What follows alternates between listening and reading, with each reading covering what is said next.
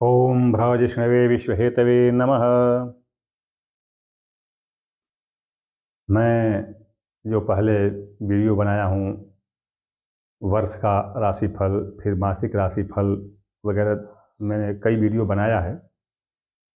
तो उस पर बहुत सारे तथाकथित विद्वज्जन, उच्च शिक्षित और अति सभ्य श्रेणी से, तथाकथित सभ्य श्रेणी से संबंध रखने वाले, तथाकथित सभ्य कुल में उत्पन्न जो कुछ लोग हैं, उनकी टिप्पणी क्या आई है कि कर्म करो सब ठीक हो जाता है। कर्म करने से सब ठीक हो जाता है। ध्यान दीजिएगा, कर्म करो सब ठीक हो जाएगा। बात भी सही है, बात सही है। भगवान कृष्ण ने गीता में कहा है कि कर्मण्येवाधिकारस्ते मा फलेषु कदाचन। तुम कर्म करते चलो, फल की चिंता मत करो, फल तो मुझे देना है। लेकिन उसमें भगवान कृष्ण ने यह कहाँ पर कहा है कि चाहे सत्कर्म करो चाहे दुष्कर्म करो, सबका फल मैं अच्छा ही दूंगा? यह उन्होंने कहाँ कहा है? यह तो भगवान कृष्ण ने गीता में कहा नहीं है कि तुम दुष्कर्म भी करोगे तो भी मैं अच्छा ही फल दूंगा, या तुम सत्कर्म करोगे तो भी मैं उसका फल बुरा ही दूंगा। यह तो कहीं कहा नहीं। तो सबसे पहली बात तो ये कि कौन सा कर्म, कौन सा कर्म? कर्म तो सभी करते हैं। अभी मैं चोर का नहीं कहूँगा, क्योंकि चोर भी चोरी करता है तो यही कहता है कि हमारा चोरी कर्म सबसे अच्छा है, मैं उससे बहुत पैसा पा रहा हूँ, सम्मान है, इज्जत है।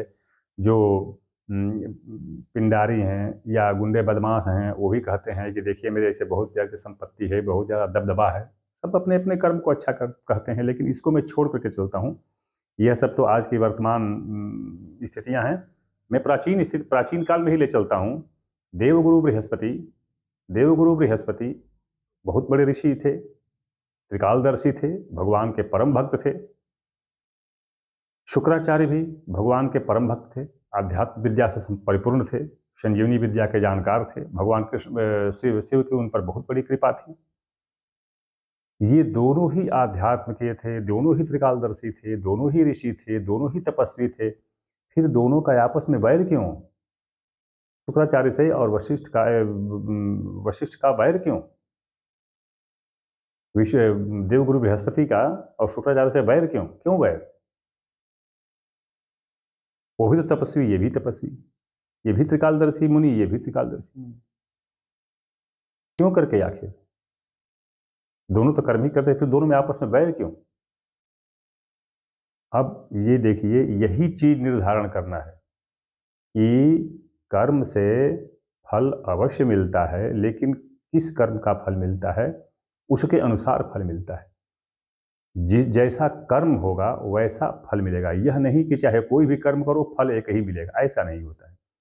अब यहाँ पर ये देखिए कि भाई उस कर्म का, उस अच्छे कर्म का निर्धारण कहाँ से होगा? कैसे आप जानेंगे कि हाँ ये अच्छा कर्म है? कैसे किसी कर्म के बीच में ये आप भेद करेंगे कि यह अच्छा है, यह बुरा है, यह उचित है, यह अनुचित है, यह मेरे लिए लाभकर है, यह अहितकर है? कहाँ से निर्धारण होगा? कैसे ये ज्ञान मिलेगा इसका? अगर ये देखिए आप कि अगर ज्ञान का ही होता तो ज्ञान में शुक्राचार्य कहाँ कम थे? ज्ञान में देवगुरु बृहस्पति कहाँ कम थे? लेकिन फिर भी दोनों का कर्म अलग अलग था। तो वैसे ही ये बताएं कि आप उस कर्म का निर्धारण कैसे करेंगे? नहीं तो दोनों ज्ञानी थे, दोनों एक ही कर्म करते, दोनों में शत्रुता क्यों होती? दोनों एक ही कर्म करते, शुक्राचार्य भी एक ही वही कर्म करते और देवगुरु बृहस्पति भी वही कर्म करते, फिर दोनों में शत्रुता क्यों होती? स्वयं सोचिए। तो अब इस कर्म का निर्धारण कहाँ से होगा, कैसे होगा? इसका निर्धारण भाग्य से होता है। भाग्य, इसका भाग्य में जैसे, अब मैं इसका बता दूं कि भाग्य से बताती है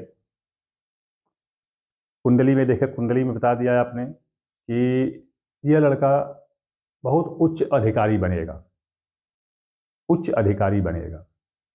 तो अब क्या होगा कि उसके अनुसार यह कर्म करना शुरू करेगा, उसके अनुसार यह कर्म करना शुरू करेगा और उस लक्ष्य को पाएगा।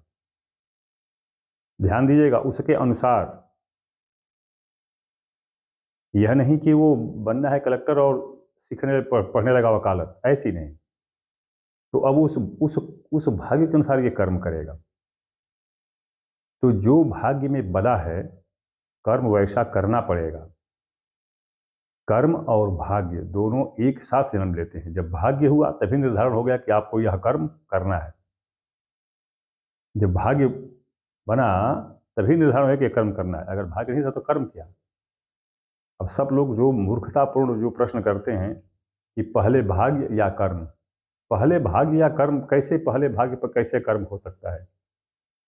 वागर्था विवशम पृक्तौ वागर्थ प्रतिपत्तये जगतः पितरौ वंदे पार्वती परमेश्वरौ। शब्द ज्यों ही जन्म लेता है साथ ही उसके अर्थ भी होता है, साथ ही उसके अर्थ होता है। जिस समय व्यक्ति जन्म लेता है उसकी मृत्यु भी उसी दिन उसी समय जन्म के साथ ही निश्चित हो जाती है। तो फिर जन्म पहले कि भाग्य पहले, जन्म पहले कि मृत्यु पहले, कर्म पहले कि भाग्य पहले, कर्म बड़ा कि भाग्य बड़ा, ये सब प्रश्न कैसे कर सकते हैं। और इसको कौन सा ऐसा विवेकपूर्ण बौद्धिक क्षमता से युक्त व्यक्ति होगा जो ऐसी बातें करेगा। कर्म और भाग्य दोनों एक साथ जन्म लेते हैं, न कर्म बड़ा न भाग्य बड़ी। भाग्य है तो कर्म है, कर्म है तो भाग्य, भाग्य नहीं है तो कर्म भी नहीं है, कर्म नहीं है तो भाग्य भी नहीं है। अभी कहते हैं कि कुछ लोग उदाहरण देते हैं कि भैया अगर कर्म नहीं करोगे तो सामने थाली में भोजन रखा है, सामने थाली में भोजन रखा है, अगर कर्म नहीं करोगे तो वो मुंह तक पहुंचेगा कैसे। कर्म तो करना पड़ेगा। तो इसलिए कर्म प्रधान हुआ।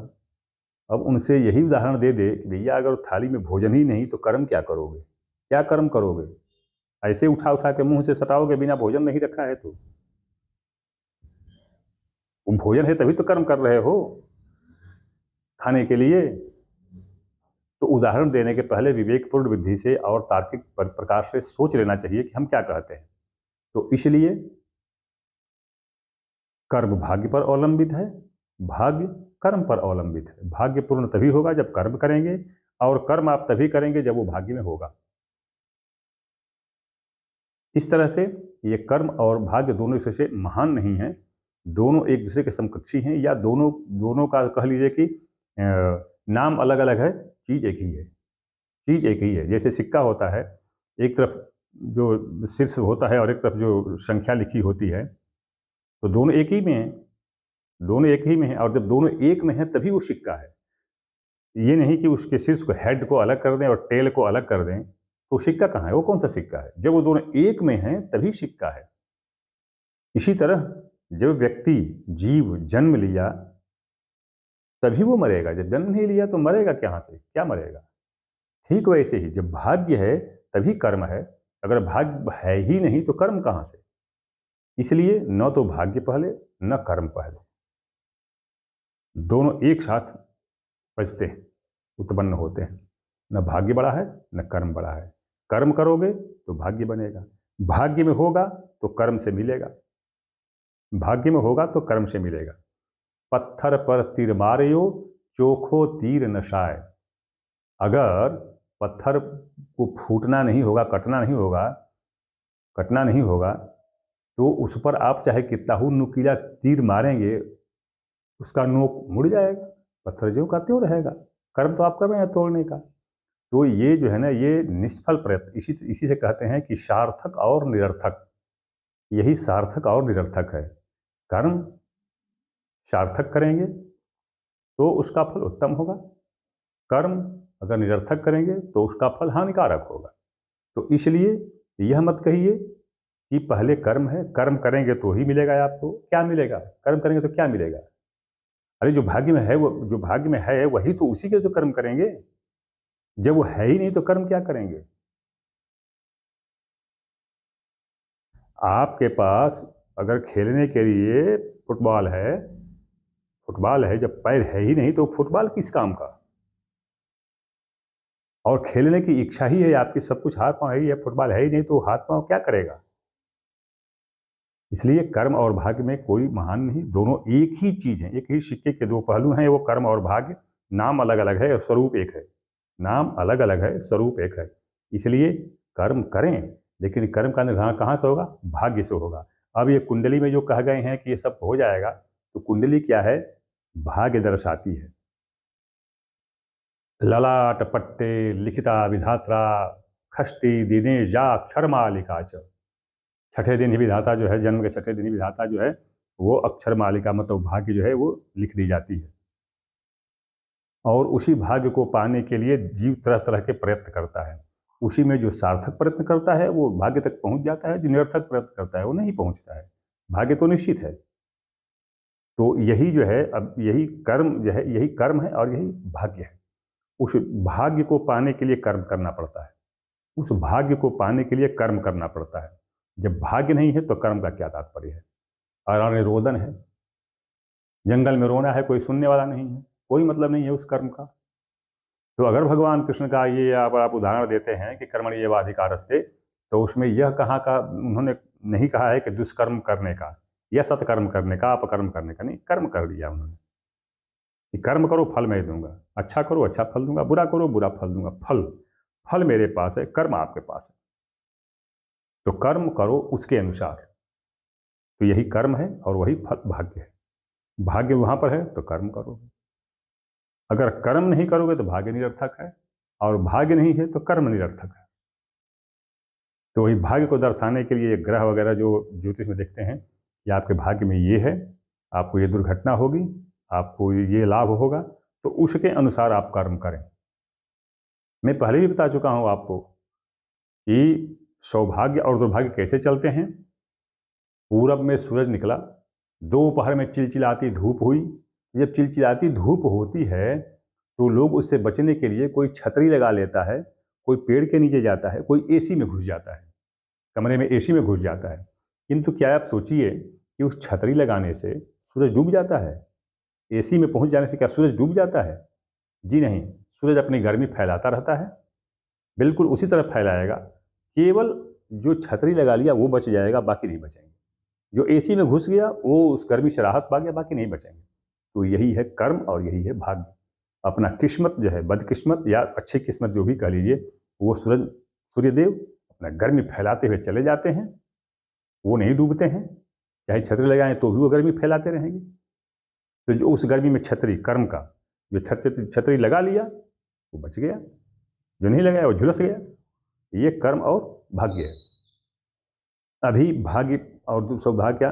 भाग्य वो सूरज, वो तो भैया है, फैलाएगा। कर्म क्या है? छतरी। तो इस तरह से ये जो कुंडली या ज्योतिष है, यह आपको दर्शाता है कि अब आपका भाग्य ये है, आप ऐसे कर्म कीजिए। अब कुछ लोग कह देते हैं ये सब बकवास है, तो मुझे बड़ी प्रसन्नता होती है कि चलिए बकवास मान करके ही सही, लेकिन कम से कम मेरा वीडियो देखा तो। दूसरी बात कि यह बकवास है, तो अब देख लीजिए कि यह बकवास है, ऐसी सोच वाला व्यक्ति कैसा होगा, वो कैसी सोच वाला होगा, उसकी सोच क्या होगी, उसकी बुद्धि क्या होगी, बस इतने से ही आप अनुमान लगा लीजिए कि इसको बकवास मानने वाला किस बुद्धि का होगा। अस्तु, मैं टीका टिप्पणी नहीं करना चाहता, मैं तो उनका अभिनंदन करता हूँ। निंदक नियरे राखिए आंगन कुटी छवाए। तुलसी बाबा ने भी कहा है कि मैं ऐसे दुष्टों की भी वंदना करता हूँ। पहले ही बालकांड में ही उन्होंने कहा है सबकी वंदना करते हुए। तो मैं भी ऐसे लोगों का अभिनंदन करता हूँ, स्वागत करता हूँ। आए वीडियो देखें, क्या पता 2 4 10 20 मेरे वीडियो देखने के बाद ही माता रानी की कृपा हो, उनकी बुद्धि उल्टे थोड़ी सी सीधी हो जाए।